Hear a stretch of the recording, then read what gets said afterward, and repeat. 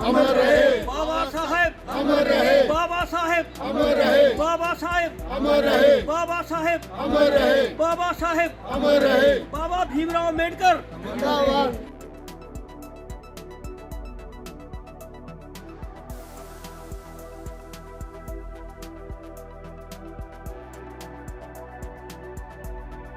रहे, बाबा साहेब अमर रहे, अमर रहे, अमर रहे, बाबा साहेब अमर रहे, अमर रहे, अमर रहे, बाबा साहेब अमर रहे। अमर रहे, अमर रहे। जय हिंद, जय हिमाचल, जय भारत। आज हम मोहल्ला पक्का टाला में बूथ नंबर 58 में आए हैं और आज हमने जो पार्टी के दिशा निर्देश हैं उसके मुताबिक हमने मोहल्ला पक्का टाला में बूथ नंबर 58 में संविधान गौरव दिवस मनाया है और हमारी माताएं बहनें पक्का टाला की और हमारे भाईजन उन्होंने साथ मिलकर जो है संविधान गौरव दिवस जो है बूथ नंबर 58 में मनाया है।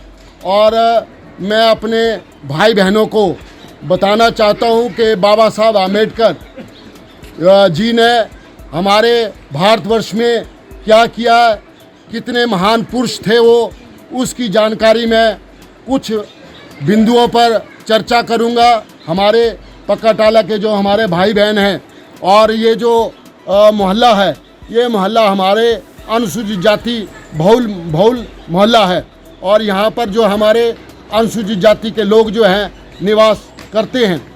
साथियों, बाबा साहब आम्बेडकर एक ऐसे शख्स थे जो सबसे ज़्यादा पढ़े लिखे इंसान थे। उन्होंने 3 PhD की हुई थी और सैकड़ों जो है मास्टर ऑफ आर्ट्स MA की हुई थी।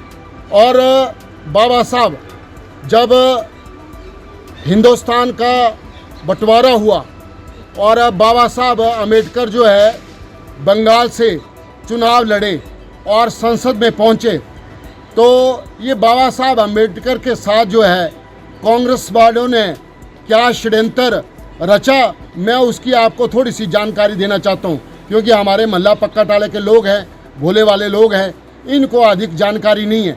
जो फैक्ट हैं, जो रियलिटी है, जो किताबों में लिखा है, उसी के बारे में मैं आपको जानकारी दूंगा कि बाबा साहब आम्बेडकर हमारे जो है वेस्ट बंगाल से, जो आज ये कल वेस्ट बंगाल है, वहाँ से वो पहले जब हिंदुस्तान आज़ाद नहीं हुआ था तो वो वहाँ से चुनाव लड़े और चुनाव लड़ने के बाद जो है वो भारत की संसद में पहुँचे।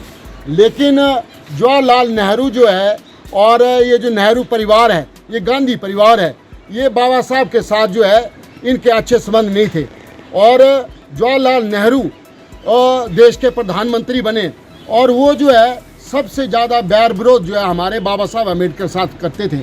जैसे अब मैं उदाहरण दे के समझाता हूँ कि जहाँ से बाबा साहब आम्बेडकर चुनाव लड़के जो है संसद में आए, तो वो जो इलाके थे और वो इलाके जो है मुस्लिम बहुल इलाके नहीं थे, मुसलमानों की ज़्यादा संख्या नहीं थी, लेकिन जो हिंदू बहुल इलाके थे, वो क्या किया, जवाहरलाल नेहरू ने वो इलाके तोड़कर जो है वो पाकिस्तान में शिफ्ट कर दिए और बाबा साहब आम्बेडकर की संसद जो है सदस्य रद्द होगी। और जब रद्द होगी तो बाबा साहब आम्बेडकर ने 2 बार चुनाव लड़े और जवाहरलाल नेहरू का, प्रीतम जी मैं आपको बताना चाहता हूँ, है ना जी, हमारे बड़े भाई हैं, और 2 बार चुनाव लड़े बाबा साहब आम्बेडकर ने और जवाहरलाल नेहरू ने जो है दोनों बार जो है बाबा साहब आम्बेडकर का विरोध किया।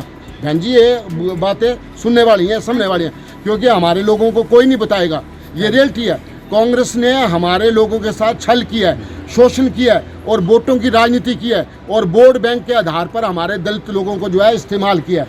तो मैं बताना चाहता हूं कि जवाहरलाल नेहरू है, उन्होंने जो है बाबा साहब के आम्बेडकर के खिलाफ जो है 2 बार चुनाव लड़ाए और चुनाव किससे लड़ाए, जो उनका PA था, जो बाबा साहब आम्बेडकर का PA था, उससे उनको चुनाव लड़ा दिया और दोनों बार जवाहरलाल नेहरू ने उनके खिलाफत की और बाबा साहब आम्बेडकर को हरा दिया दोनों बार।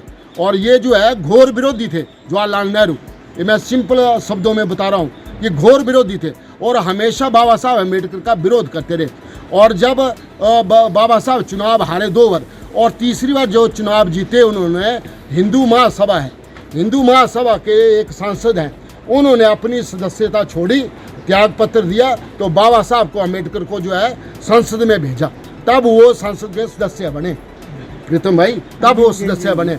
ये हकीकत है और ये सच्चाई है। आपको पता होना चाहिए, हमारे दलित परिवारों को पता होना चाहिए कि कांग्रेस ने कैसे हमारे लोगों के साथ छल किया है, कैसे हमारे लोगों के साथ शोषण किया है। ये सारी जानकारी हमारे बच्चों को भी पता लगनी चाहिए कि बाबा साहब अम्बेडकर के खिलाफ जो है ये नेहरू परिवार, ये गांधी परिवार था, क्योंकि हमारे लोग ज़्यादा पढ़े लिखे नहीं थे।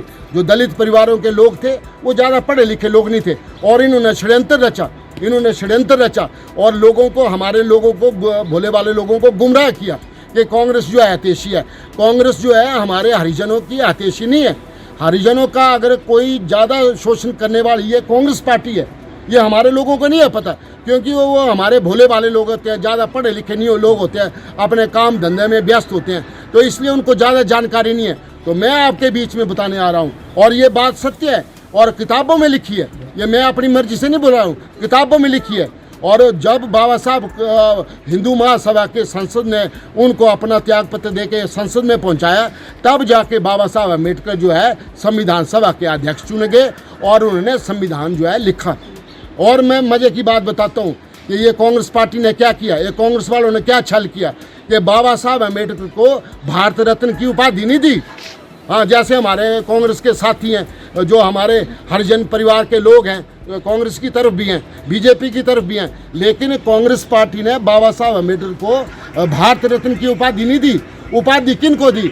इंदिरा गांधी को उन्होंने भारत रत्न की उपाधि दे दी, जवाहरलाल नेहरू को बहन जी सुनो, जवाहरलाल नेहरू को भारत रत्न की उपाधि दे दी, और इंदिरा गांधी को दे दी, राजीव गांधी को दे दी प्रीतम भाई, और जो है हमारे बाबा साहब अम्बेडकर को भारत रत्न की उपाधि नहीं दी। और भारत रत्न की उपाधि कब मिली? जब देश में बीपी सिंह की सरकार आई थी, याद है ना आपको प्रीतम भाई?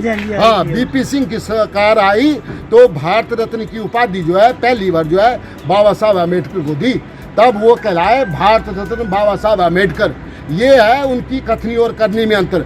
और बाबा साहब अम्बेडकर के जो मान सम्मान बढ़ाया, ये बढ़ाया नरेंद्र भाई मोदी ने, जो देश के प्रधानमंत्री हैं, जो हमारे अनुसूचित जाति लोगों का ध्यान रखते हैं, हमारे लोगों के लिए खड़े हो जाते हैं, भाई नरेंद्र भाई मोदी। उन्होंने क्या किया कि जो संविधान है अपने सर पे उठाया और उनके आगे नतमस्तक हुए भाई नरेंद्र भाई मोदी। आपने टीवियों में देखा होगा, टीवी में, राष्ट्रीय चैनल में देखा होगा कि नरेंद्र भाई मोदी जो है संविधान के आगे नतमस्तक हो गए और उन्होंने अपने सर पे संविधान को रखा। तो असल में जो है संविधान के रक्षक जो है वो भारतीय जनता पार्टी है, और भारतीय जनता पार्टी के प्रधानमंत्री मोदी जी हैं, जो सभी जाति के जो गरीब लोग हैं, जितनी भी जातियाँ गरीब हैं, चाहे वो राजपूत हो, चाहे ब्राह्मण हो, चाहे खत्रिय हो, जिनमें समुदाय में जो भी जातियाँ के गरीब लोग हैं, उनकी उन्होंने रक्षा की है और उनको उन्होंने सहूलतें दी है, सरकार की सहूलतें दी है। सब लोगों को मिले, गैस के चूल्हे मिले, और दूसरी सहूलतें मिली है, घर बना के दिए, मकान बना के दिए। ये जो है संविधान की रक्षक है। और ये जो हमारे कांग्रेसी लोग हैं वो संविधान की बुक लेके चलते हैं, वो बताते हैं, उनको संविधान के बारे में कोई जानकारी नहीं है कि संविधान क्या चीज़ है। वो सिर्फ हमारे लोगों को बरगलाते हैं, छल करते हैं और हमारे लोगों को वोटों के लिए इस्तेमाल करते हैं।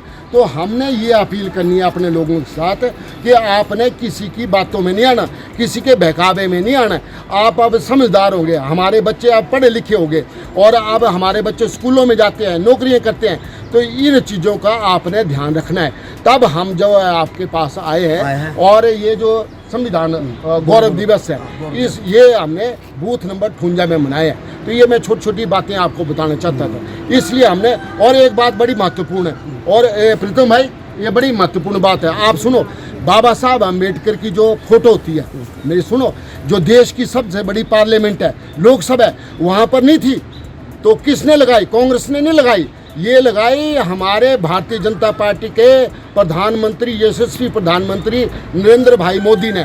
मोदी जी ने जो है बाबा साहब अम्बेडकर की मूर्ति जो है, फोटो जो है प्रांगण में लगाई और अंदर जो है उनका फोटो लगाई।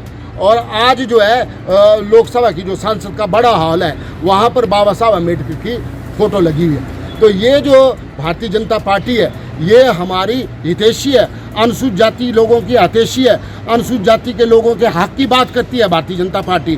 तो हमने जो है सोच समझ के जो है अब भारतीय जनता पार्टी के साथ चलना है और अब नरेंद्र भाई मोदी जी को जो है देश के प्रधानमंत्री बने। अब 2027 में जब चुनाव आएंगे, अगली बार भी आएंगे, तो हमने भाई नरेंद्र भाई मोदी के साथ चलना है। तो ये मैं छोटी छोटी जानकारियाँ आपके साथ बताई हैं, ठीक है। तो आप इतनी संख्या में हमारे पास आए, उसके लिए हम आप सबका धन्यवाद करते हैं।